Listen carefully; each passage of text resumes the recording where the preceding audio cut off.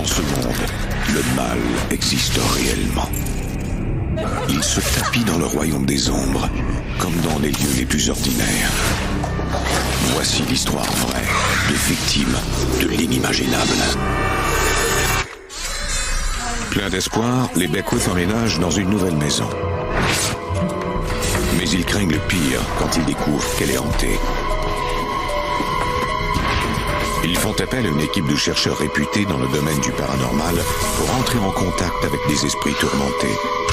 Ils devront alors affronter un démon.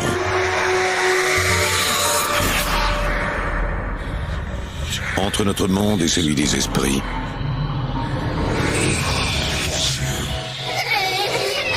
il y a des portes. Quand celles-ci s'ouvrent, nos pires cauchemars peuvent devenir réalité.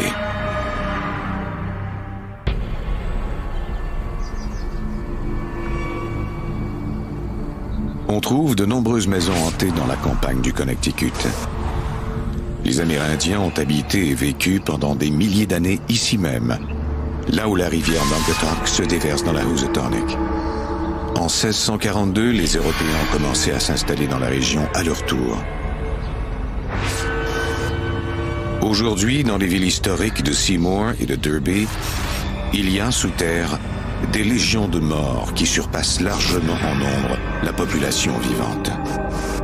Et les cas de maisons hantées y sont devenus légendaires.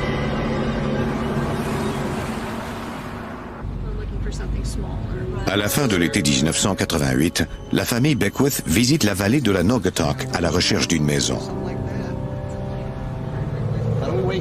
Sean, un réparateur d'appareils de chauffage et d'air climatisé, et Bonnie, une infirmière, veulent trouver un endroit plus grand pour vivre avec leurs 2 adolescentes et leur jeune fils.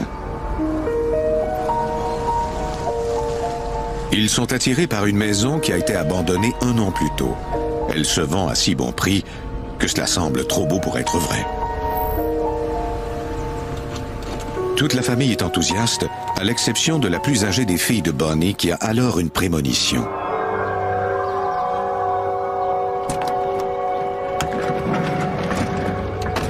Ma fille a dit « Je ne veux pas y aller. Il y a quelque chose qui cloche avec cette maison. » J'ai éclaté de rire et je lui ai dit « Allez, ce n'est qu'une maison. Tu ne l'as même pas vue encore. » Si nous avions su alors ce que nous savons maintenant, nous aurions aussitôt déguerpi. L'agent d'immeuble, Lena DeFord, ouvre la porte au Beckwith.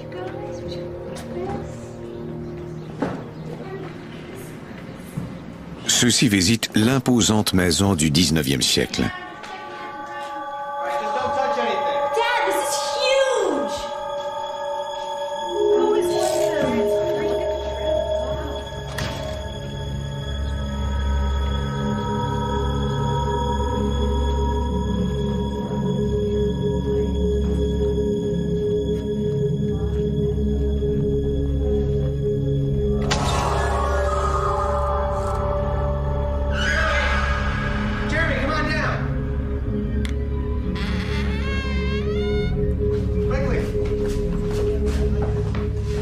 La famille se réunit pour savoir si la maison plaît à tous. On a demandé aux enfants ce qu'ils en pensaient. Est-ce que c'est la bonne? On l'adore et vous? Ma fille aînée a été la seule à dire non. Elle a dit « Cette maison est maléfique, je ne veux pas l'habiter, je veux partir. » Bonnie croit qu'avec le temps, sa fille aînée s'habituera. Les Beckwith décident d'acheter la maison et d'y emménager.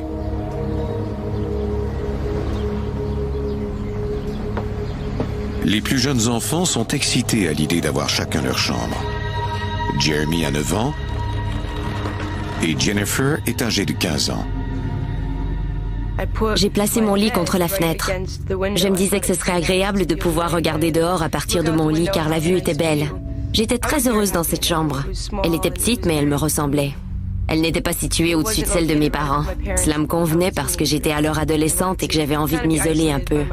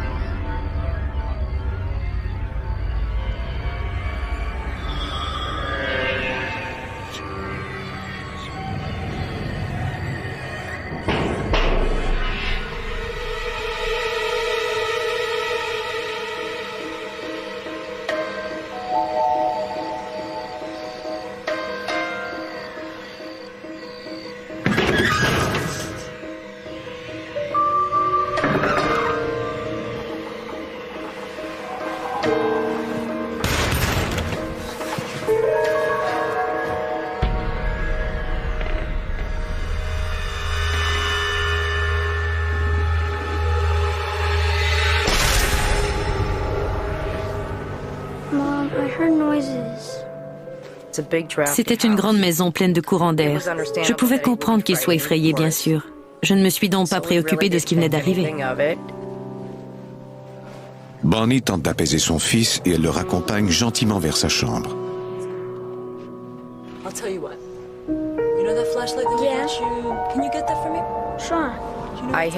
Je lui ai donné comme jouet une torche électrique qui pouvait éclairer de 3 couleurs différentes. Je lui ai dit de réciter ses prières. S'il pensait qu'il y avait un monstre, il devait se servir de la couleur verte. Cela ferait fuir le monstre parce que c'était une torche magique. Évidemment, il a cru sa mère.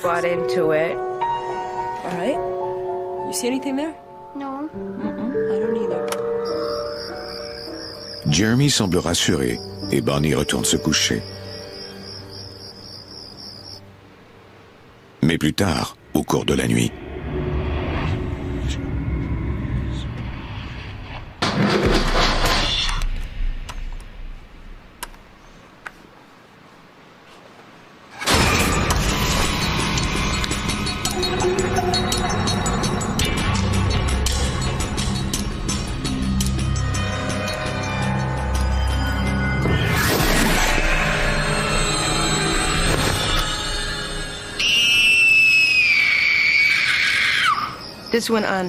Tous les soirs, vers 23h ou minuit, il se réveillait en criant.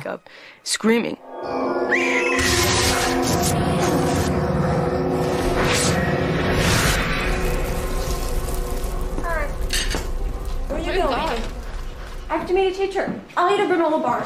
I made bacon and eggs. You asked for it. Last night, when I ran into your room and I told you the door has... Le lendemain matin, Jeremy dit à sa mère que les phénomènes ont empiré. Did you try the flashlight? It kept happening and it was really scary. Bonnie ne sait trop comment le réconforter. Les semaines passent et Jennifer commence à ressentir de la terreur à son tour. Au début, je tentais d'ignorer cette présence, de ne pas penser au fait que je me sentais constamment observée. Quelque chose me surveillait. C'était comme si quelqu'un épiait mes moindres gestes.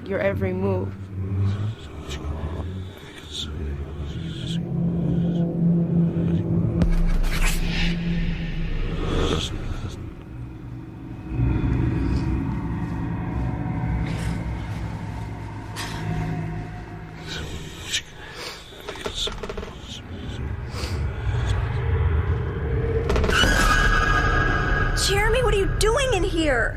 Il me disait des choses comme « Quelqu'un tire sur mes couvertures »,« Quelqu'un dit mon nom et je ne parviens pas à l'arrêter ».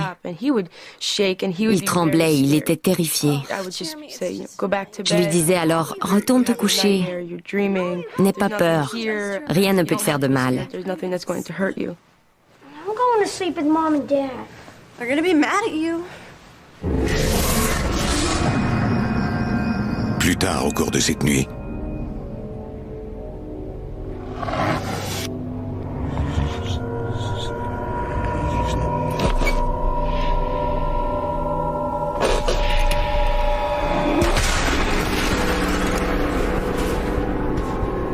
j'avais la sensation qu'un poing poussait mon matelas, mais je savais que c'était humainement impossible.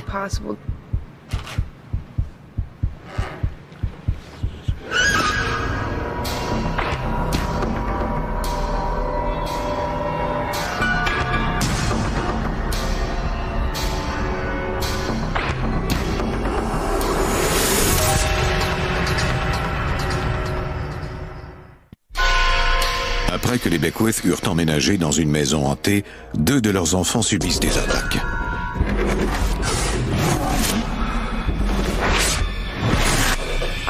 Je savais fort bien ce que je ressentais et j'étais convaincue de ne pas me tromper. Je savais également qu'il n'y avait aucune explication. Ce n'était pas un cauchemar. Je savais que ce que j'avais senti dans mon matelas était un poing. Mais comment allais-je le dire à ma mère? Elle ne me croirait pas. Comment allais-je le formuler pour que cela semble vrai? Était-il préférable de me taire? C'était le genre de questions que je me posais parce que je ne savais absolument pas quoi faire dans cette situation. Je n'avais aucun contrôle.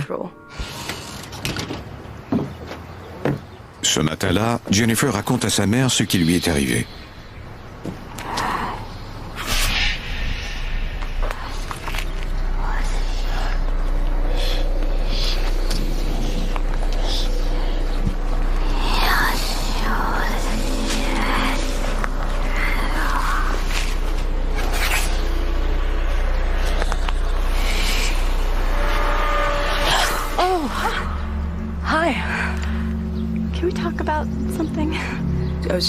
J'étais en proie à la panique. Je pleurais, j'avais très peur. Nous devions trouver une solution parce que c'était devenu incontrôlable. Bien sûr, je ne l'ai pas cru. Je croyais qu'elle me faisait marcher. Tu dis que ton lit s'est mis à trembler tout seul? Elle était terrifiée et on ne peut plus sérieuse. Bonnie prend à cœur l'histoire de Jennifer et décide de tenir aussitôt une réunion de famille. En échangeant à propos de ce qu'on avait ressenti, on a constaté qu'on avait tous vécu la même chose. Nous sommes des gens normaux. Quand quelque chose d'étrange nous arrive, nous tentons de trouver une explication logique. Mais là, cela ne pouvait pas être qu'une simple coïncidence. C'est très angoissant de ne pas savoir ce qui nous arrive. On sait seulement que quelque chose ne va pas. Bonnie dit à sa famille qu'elle compte appeler Ed et Lorraine Warren, un couple de chercheurs renommés dans le domaine des phénomènes paranormaux, connus pour avoir aidé à résoudre le cas de la maison d'Amityville. Bonnie est convaincue qu'elle et Warren pourront les aider. J'étais très sceptique sur les capacités de ces chasseurs de fantômes. Les Warren viennent à la maison le soir même. Les deux chercheurs ont travaillé en tandem depuis plus de 30 ans et sont les auteurs de plus de 9 ouvrages sur le paranormal. Ed, un spécialiste en démonologie religieuse, est connu dans le monde entier pour son analyse de phénomènes paranormaux. Lorraine, quant à elle, a l'habileté psychique de détecter les esprits. Son travail est étayé par des chercheurs de l'Université de la Californie à Los Angeles. En franchissant le seuil de la porte, j'ai senti qu'il y avait quelque chose d'anormal dans cette maison. C'était une expérience à vous donner froid dans le dos. Elle a dit « Oh, il y a ici une énergie très dense. Cet endroit est infesté. Il y a une présence menaçante. C'est comme si quelqu'un vous épiait à quelques centimètres du visage. Il est haineux et maléfique et ne souhaite que votre mort. » C'était un sentiment très sinistre, la chose la plus terrifiante que l'on pourra jamais ressentir. Et vous ne pouvez y échapper. Peu importe où vous irez, cette énergie sera là. Lorraine informe les Beckwith qu'il y a un esprit dangereux qui n'est pas d'origine humaine dans la maison. Ils se demandent s'ils ne devraient pas déménager jusqu'à ce que les Warren aient chassé cet esprit. Selon les Warren, même si nous montions en voiture et partions, cette présence pourrait nous suivre. Nous étions sans ressources et ne pouvions la combattre. C'était terrifiant. Selon les experts, ils doivent d'abord recueillir le plus d'indices possible sur l'esprit qui les tourmente. On leur a dit de garder un appareil photo près d'eux et de s'en servir dès qu'ils sentiraient une présence. Quand les Warren repartent, les membres de la famille se sentent à la fois réconfortés et inquiets. Cela allait-il fonctionner? Pouvait-il faire cesser ces phénomènes? Ou notre maison était-elle un passage vers l'enfer?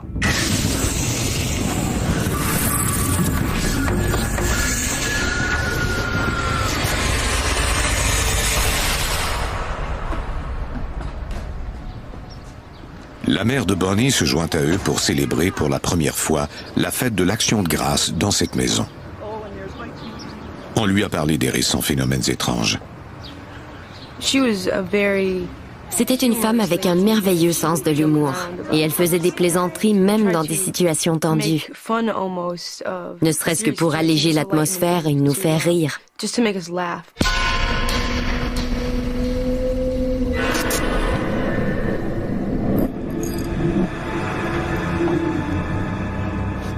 Tard dans la soirée, alors que tous sont allés se coucher, la grand-mère se retrouve seule.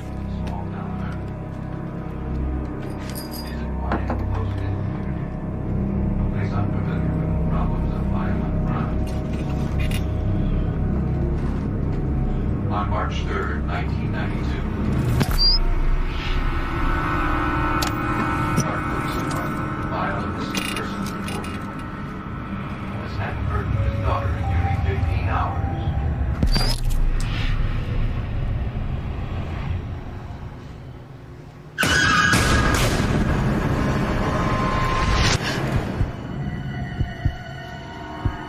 Hello?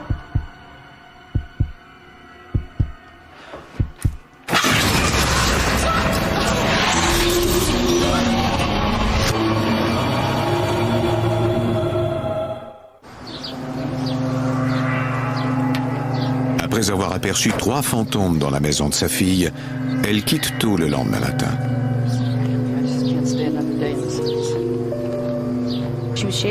Elle tremblait. Elle est sortie de la maison et nous a raconté en détail qui elle avait vu et à quoi il ressemblait.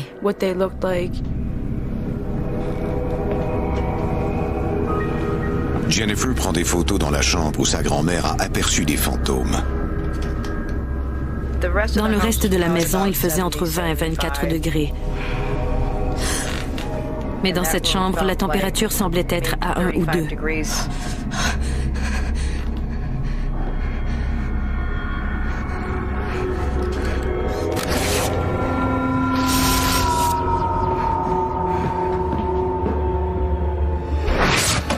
Comme il l'avait promis, les chercheurs Ed et Lorraine Warren reviennent après l'action de grâce pour aider les Beckwith à comprendre ce qui est arrivé. Ils sont accompagnés de 2 autres chercheurs qui enregistreront les phénomènes paranormaux à l'aide de matériel vidéo et audio. Lee, une médium, est venue au cas où elle pourrait communiquer avec les esprits de la maison. Voici la médium Lorraine Warren. On peut être complètement terrorisé dans ces foyers quand ces phénomènes se manifestent sous vos yeux. Lorraine étudie les photos que les membres de la famille ont prises au cours de leur recherche d'indices sur les esprits qui hantent la maison. Une photo en particulier attire son attention. Elle a dit « Oh mon Dieu, on a un gros problème ». J'ai dit à cause de cette photo, ce n'est qu'un petit défaut sur la pellicule. Elle m'a répondu, oh non ma chère, c'est un démon très évolué. J'ai alors eu très peur. J'ai dit, mais qu'est-ce qu'on fait? Soudain, Lee se met à trembler de façon incontrôlable.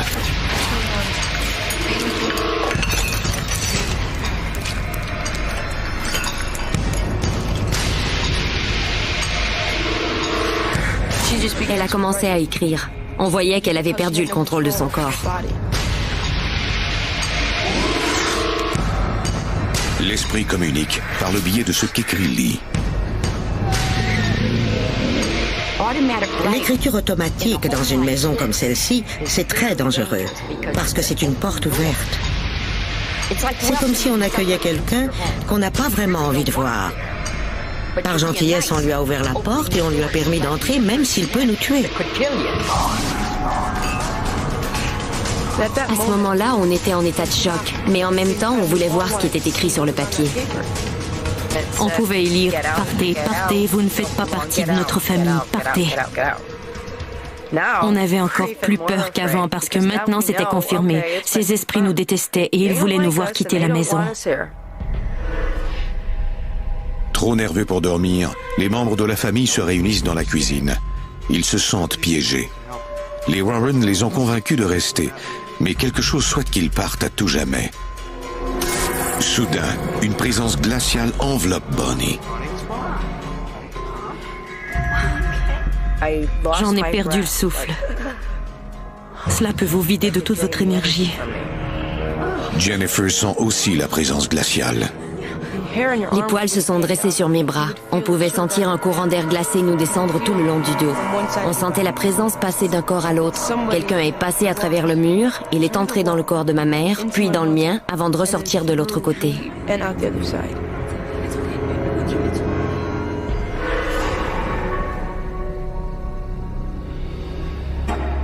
Au même moment, dans la chambre de Jennifer, Mike Roberge et son assistant enregistrent des sons étranges. Un coup signifie oui et deux non.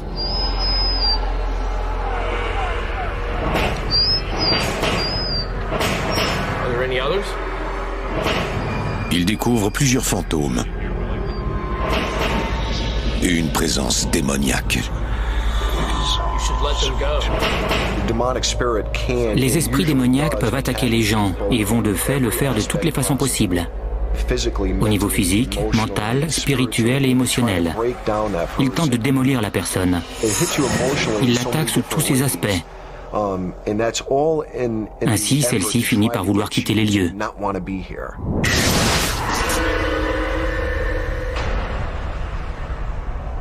Selon les chercheurs, le démon ou l'esprit contrôle 3 fantômes dans la maison.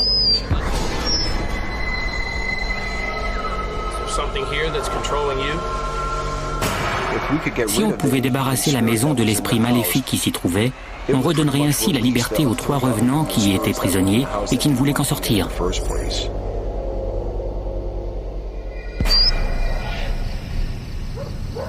Quelques nuits plus tard, les chercheurs reviennent.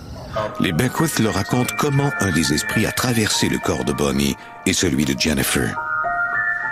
On avait de plus en plus peur. On savait que notre maison était infestée, mais on ne savait pas par quoi. On ne pouvait rien faire d'autre qu'attendre et prier Dieu que personne ne souffre de ces phénomènes paranormaux tant que les Warren n'auraient pas réussi à nous en débarrasser. She just started shivering.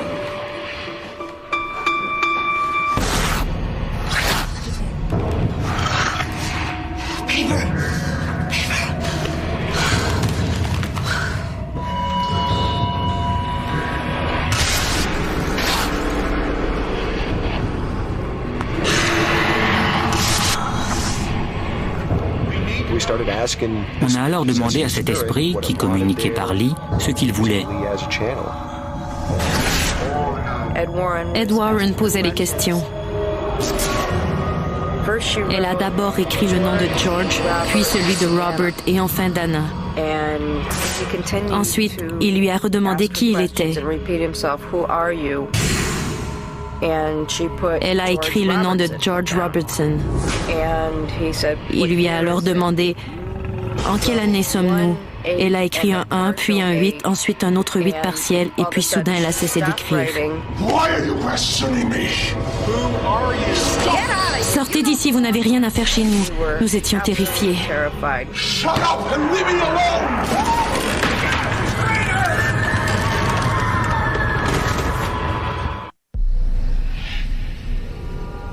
Dans une maison hantée, une médium est sous l'emprise d'un esprit maléfique. Elle s'est mise à écrire 3 noms.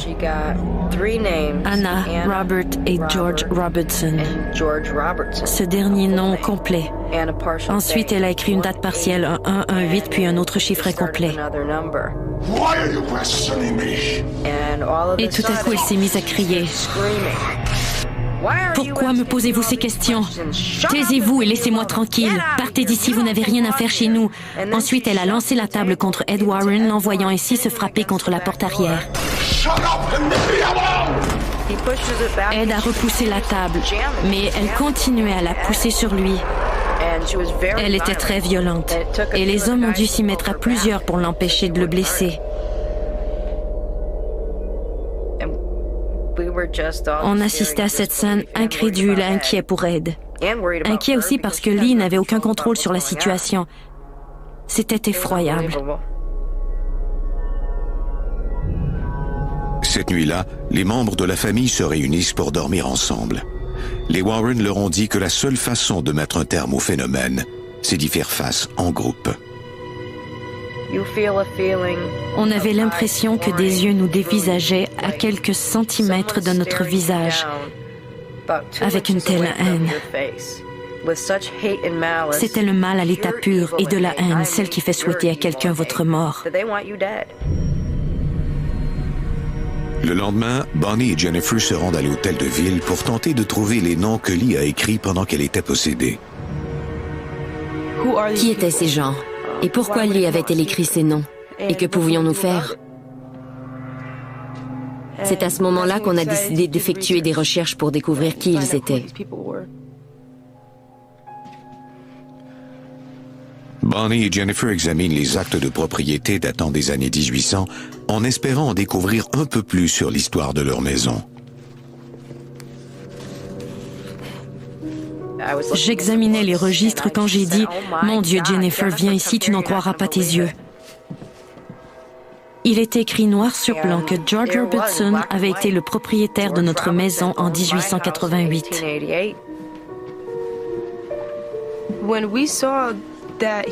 Quand on a vu qu'il avait été le propriétaire de la maison, ça a été un moment excitant, parce qu'on savait que ce qui était arrivé à Lee n'était pas une mise en scène.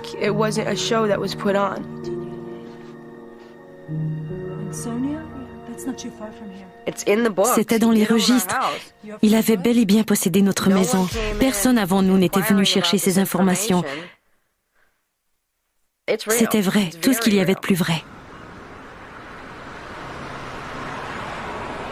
Bonnie et sa fille se rendent à un cimetière situé à 10 minutes de voiture de la maison.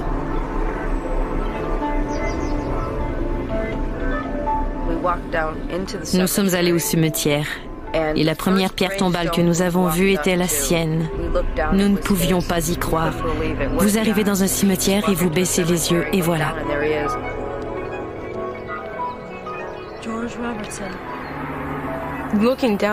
En voyant cette pierre tombale, j'étais sous le choc. Cet homme avait bien existé. Bonnie ne parvient pas à en apprendre davantage sur George Robertson et les autres esprits qui hantent la maison.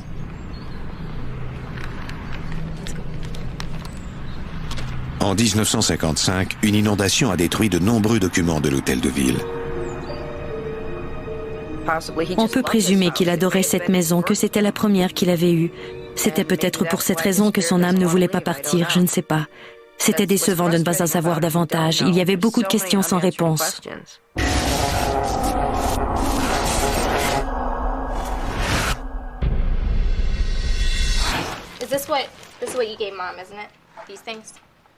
Après la visite au cimetière, la famille a droit à quelques jours de répit. Les enfants emballent des cadeaux de Noël.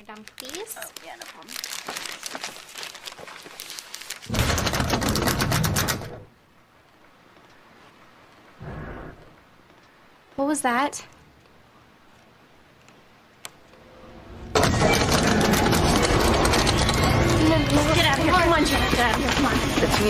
Les filles ont dévalé l'escalier arrière, terrorisées.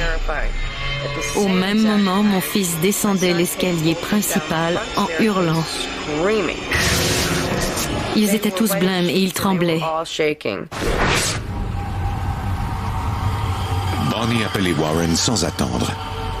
Ceux-ci contactent un prêtre et lui demandent de bénir la maison. Les Beckwith espèrent que cette bénédiction leur apportera la paix. On était très fébriles à l'idée que ce serait la fin d'une longue série d'épreuves. Lorraine Warren espère que cela fonctionnera, mais elle n'est pas sûre que cela suffira. Cela va-t-il durer? Est-ce que ça va vraiment débarrasser la maison de ses esprits ou est-ce que cela va juste les réconforter pour un moment? Y a-t-il la moindre chance que cela fonctionne vraiment? Avant la fin de la bénédiction, j'ai demandé à Lorraine comment on saurait que cela avait réussi. Elle m'a regardée et m'a répondu « Oh, vous le saurez, vous allez le sentir ». Pour tous les membres de la famille, l'atmosphère oppressante semble s'alléger. Cette bénédiction me rendait pleine d'espoir et l'on espérait tous que cela fonctionnerait cette fois-ci.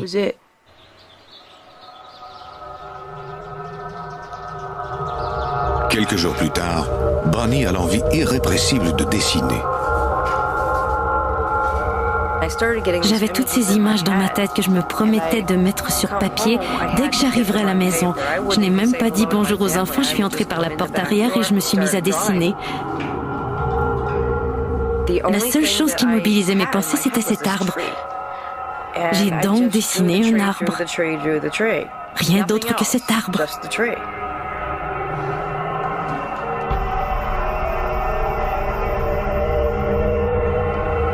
Plus les jours passent, et plus Bonnie ressent le besoin impérieux de dessiner.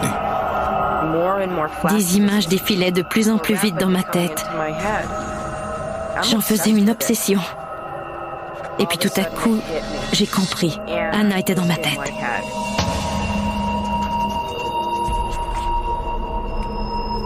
L'esprit d'Anna fait partie de ceux dont a parlé Lee lors de sa séance d'écriture automatique. Bonnie a l'intuition qu'Anna a perdu quelqu'un qu'elle chérissait et qu'elle a vécu un deuil très difficile. Pendant tout ce temps, je dessinais le portrait d'Anna et je pleurais à m'en crever le cœur. Je vivais un deuil. Je ressentais la douleur de la perte de quelqu'un que j'avais beaucoup aimé. Et j'ai pleuré pendant tout ce temps.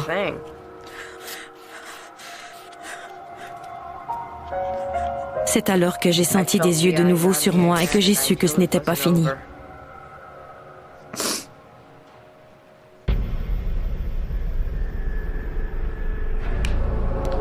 Jeremy, stop shining at my face.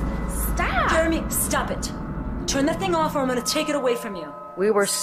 On avait si peur qu'on couchait tous dans la même pièce.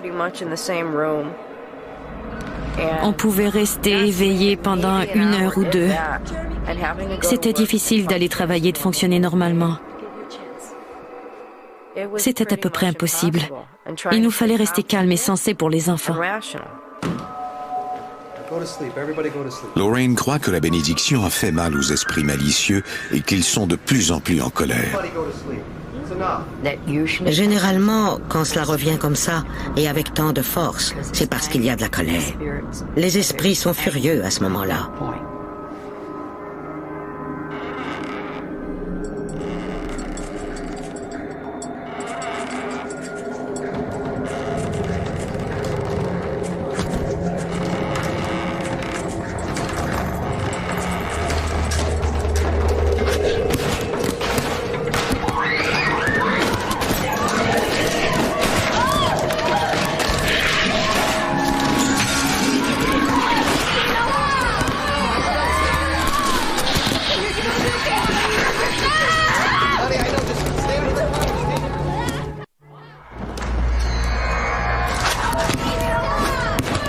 Quand Bonnie constate que les esprits s'en prennent physiquement à sa famille, c'en est trop pour elle.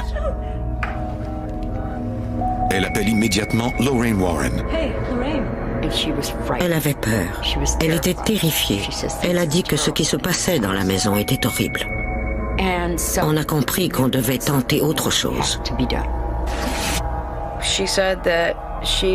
Lorraine m'a informé qu'elle avait appelé un prêtre pour faire exorciser la maison. Mais avant de venir chez nous, celui-ci devait pratiquer un rituel et jeûner pendant un certain temps.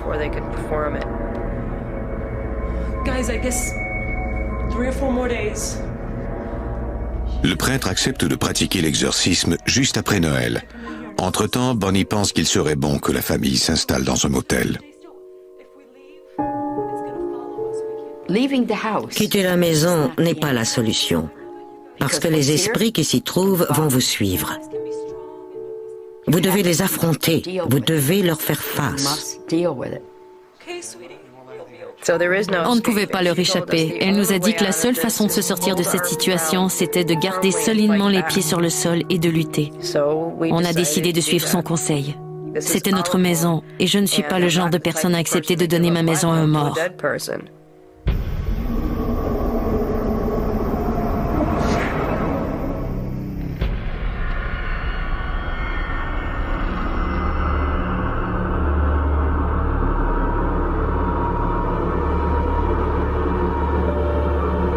Les Beckwith restent ensemble en attendant l'exorcisme.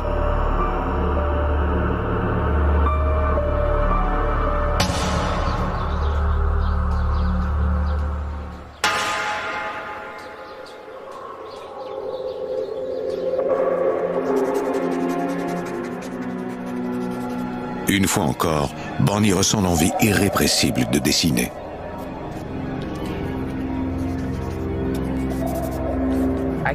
Je ne pouvais pas penser à autre chose. Les images étaient là, elles se manifestaient. Je ressentais de la haine, de la peur, et je dessinais plein de symboles sur du papier, symboles dont j'ignorais même le sens. Je n'y comprenais rien, mais ces images étaient là, et je devais les laisser sortir.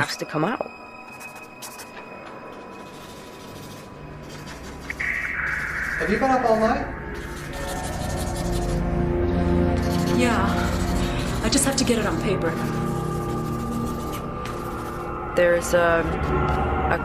J'avais dessiné cette pyramide difforme qui émettait de la lumière par le haut.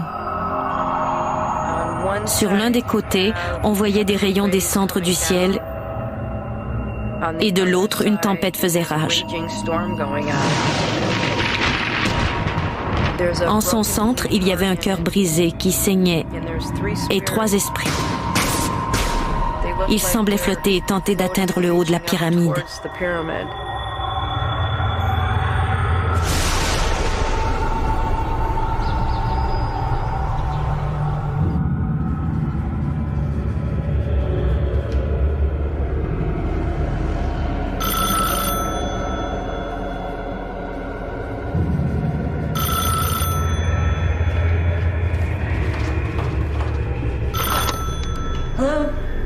Bonnie reçoit alors un appel de Lorraine.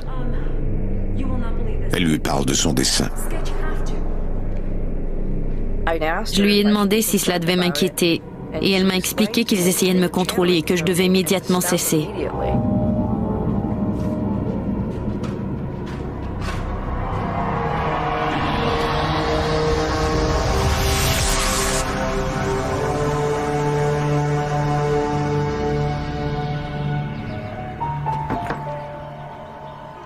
La mère de Bonnie prend son courage à 2 mains et leur rend de nouveau visite à Noël. I've been so worried about you. I'm so glad you're here. How are you? How was your drive? My drive was fine, but... Trish, how's she looking? Find out here in a second. Presque immédiatement, elle est victime d'une mystérieuse fièvre. 104. Les Beckwith l'emmènent à l'hôpital.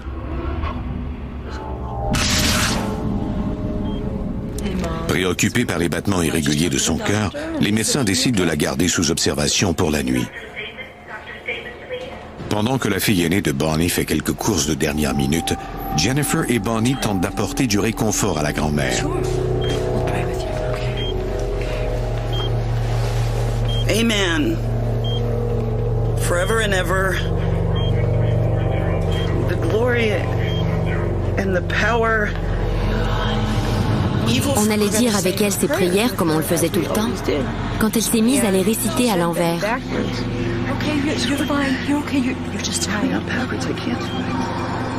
C'est à ce moment-là que j'ai vraiment eu peur. Elle disait ses prières tous les soirs. Il lui aurait été impossible de les oublier. Nous étions en état de choc.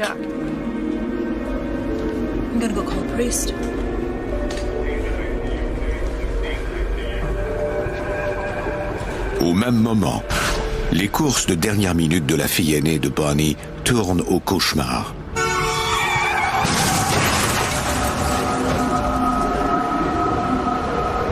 La voiture est démolie. Par bonheur, elle s'en tire avec seulement quelques égratignures. C'en était trop. D'abord, cela avait été ma mère et maintenant c'était ma fille. Leur vie était en danger. Je me suis mise à trembler de tout mon corps. Bonnie demande à un prêtre de venir au chevet de sa mère. Quand le prêtre lui a demandé si elle voulait la communion, elle a senti que quelqu'un lui enfonçait son poing dans le ventre. Mais dès qu'elle a eu l'hostie dans la bouche, cela s'est arrêté et elle s'est sentie mieux.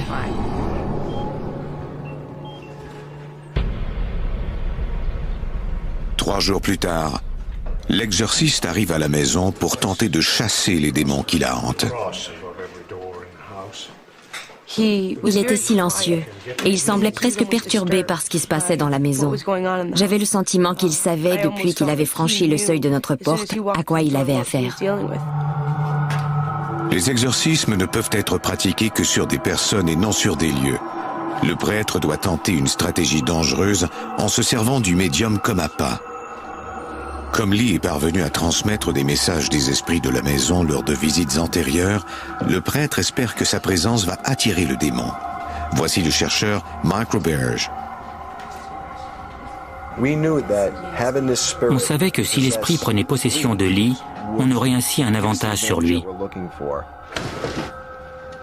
L'équipe attache Lee. C'est la seule façon de protéger les participants de la colère du démon. Lors de ce rituel, c'est l'exorciste qui est la cible de la personne possédée. On attache donc cette dernière non seulement pour protéger le prêtre, mais aussi pour la protéger elle, parce que ce n'est pas vraiment elle qui agit ainsi, mais l'esprit qui la possède. Le prêtre commence par bénir la maison, ce qui a l'effet de provoquer la colère du démon.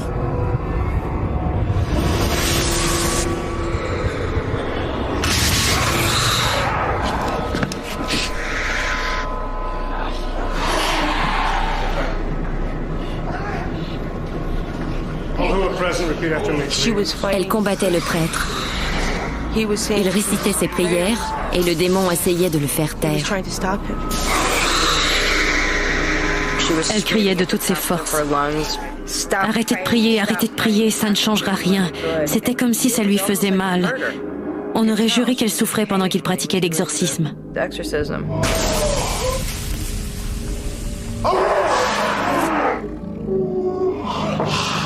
Après une longue partie de bras de fer, le démon semble se rendre.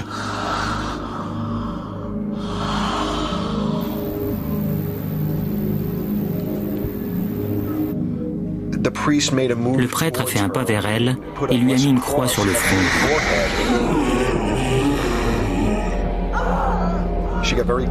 Elle est alors devenue silencieuse. Elle avait ce rictus malfaisant sur le visage. À ce moment-là, on a entendu le bruit du bois fendu. Elle avait cassé les pattes de sa chaise. Aucun revenant n'aurait eu la force de faire cela.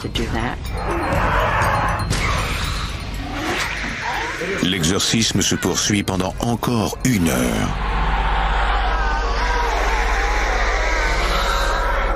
Elle est alors devenue toute molle.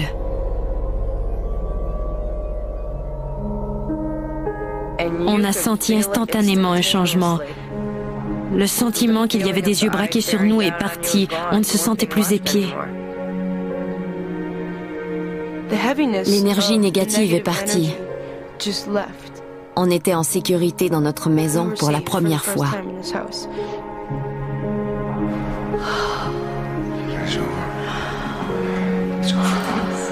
Cela nous a retiré un tel poids des épaules. On allait enfin vivre comme des gens normaux. Je prie Dieu pour que ça reste ainsi. Les prières de Bonnie semblent avoir été exaucées, car la paix est revenue dans la maison. Mais quelques années plus tard, de l'autre côté de la route, des entrepreneurs en construction commencent l'excavation d'un champ. Ils trouvent alors ce qui semble être un ancien cimetière amérindien. Une fois encore, les Beckwith seront aux prises avec des phénomènes paranormaux. Mais ce n'est rien en comparaison de ce qu'ils ont déjà vécu. On essaie toujours de comprendre ce qui est arrivé. On ne trouvera sans doute jamais la réponse. Est-ce que c'était lié au cimetière amérindien? On ne le saura jamais. Aujourd'hui, les Beckwith ont appris à affronter leur mystérieux colocataire. Quand je suis arrivée dans cette maison, j'étais athée. Mais maintenant, j'ai vu la puissance de Dieu à l'œuvre et j'ai vu aussi celle du diable. Cela a fait de moi une personne plus forte.